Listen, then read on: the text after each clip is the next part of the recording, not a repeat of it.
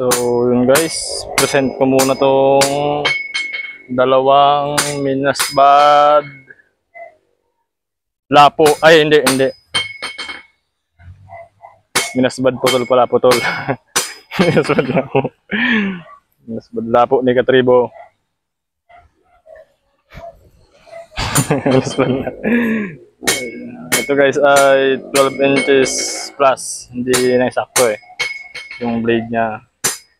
Yung kapal guys, tingnan nyo. 9mm to guys. Pero tapered din siya.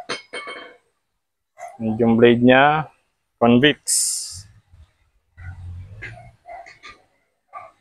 So ang profile nito guys ay Minasbad Pinalapa noon. Pero ngayon putol na ang tawag dito. Pinalapa. Alam niyo yung palapa ng nyog. Tapos pinutol nyo dun sa bandang puno. Ganito yung tsura. And pareha sila, kambal, hindi, magkapatid kasi mahaba itong isa. 15 inches blade plus. May mga pasobra. Dark special. Ito naman 10mm. So, kung hindi kayo gaanong familiar sa mga mm, ito 10mm, ito 9mm. So, ganito lang yan, guys. May balance eh. Ayun. Sa Yossi tayo, guys. Winston Red. Ayan. Yan sa kapal, guys. Mabangis. Pang isa. So, ito, 10mm, 9mm. And so, sa scabbard, marabikal siya, purong natural, walang halong chemical. Pareha siya marabikal guys. Yun no. Angas oh.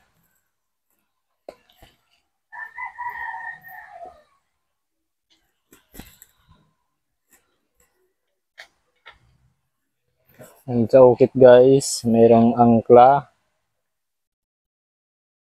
merong steering wheel, and merong dragon. Chinese dragon yan. So itong ulo galing Google, tapos nilagyan ko lang ng katawan at buntot. So yun. Shoutout sa may-ari nito, Cliff Jeric Panganiban. So shoutout sa iyo Kap. Nasaan ka man ngayon? Manatiling kalmado.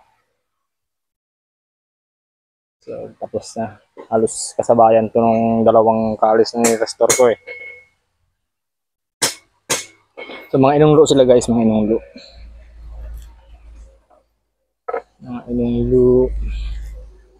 Masungay. So yan na siya guys.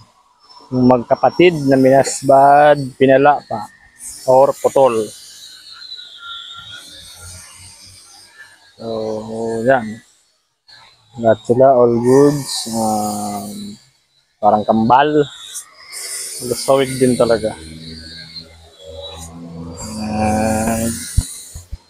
Lahat sila ay hindi na uhulog.